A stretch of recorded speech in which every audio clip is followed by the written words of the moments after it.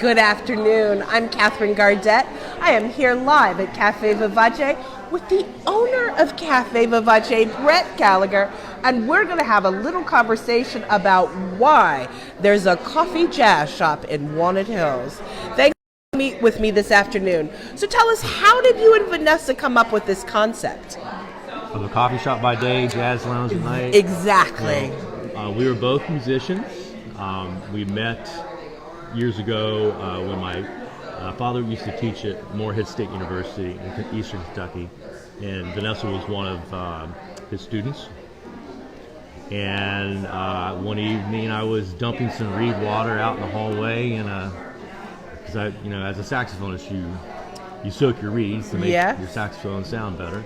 And she was making fun of me, and so I guess she was stalking me that evening, and the rest is history. We met as two saxophonists, and we, for years and years, kind of had this little dream of opening up a jazz venue, and life happens, and as a musician, we notice things that are really done well in clubs and some things that are not, so you just figure all that information up, you kind of tag it, and eventually, you get enough gumption and you decide just to jump off the cliff and go for it. And a lot of things came about that were really interesting how this business came about, but we knew that during the day we wanted to have some business to pair with a jazz venue at night.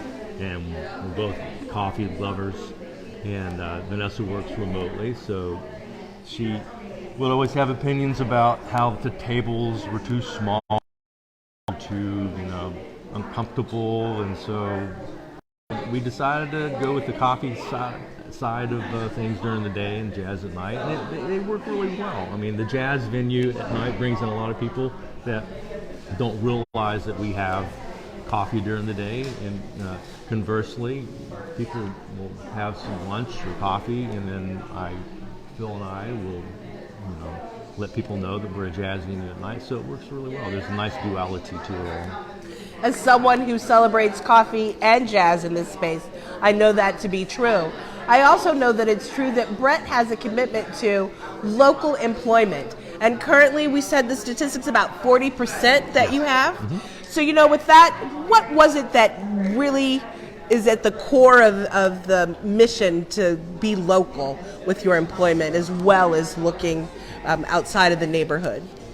Well, I mean, a lot of it has to do with convenience, too. I mean, it's very easy to hire people within the community. For one thing, it's, if you have a moment where someone is sick, and, hey, can you please come over here and, help out this person? Or, if we have a night where all of a sudden we have 25 people that show up at the door, it's really convenient to have folks who live so close.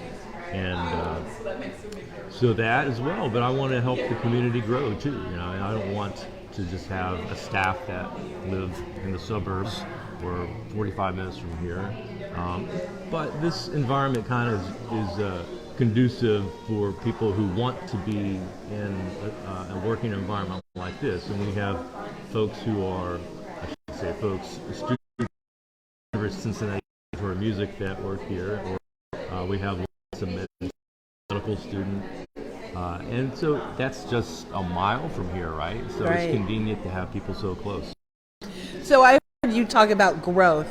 And I hear one of the growths that you're doing are the young musicians with the Jazz Hall of Fame. Tell us a little bit about that project and when it happens here. So they perform every Tuesday at 4:30. That's part of the Jazz Hall of Fame, the Cincinnati Jazz Hall of Fame offshoot called Jazz at Dusk. So we have quite a few students from various high schools, Walnut Hills, Lakota System, Cincinnati Public Schools that play here, and they jam. And Spencer Merck, who goes to school at the conservatory, he helps coach them.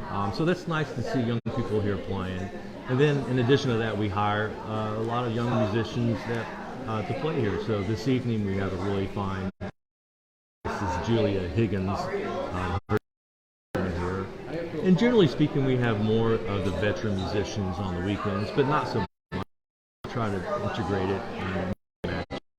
Tell us your hours. 7 a.m. to midnight, Monday through Friday. Saturday we open at 9. If we have a show that goes on the weekend, 11:30. So sometimes we're open till 1, but the 7 a.m. is the key. Phil is here every morning at 7 a.m., actually at 6 a.m. to set up, and so we have a lot of hours, and that's why, we need to have so many employees. So if you've not been to Caffe Vivace, come check them out, whether it's that you want coffee, cider, tea, or an adult beverage during the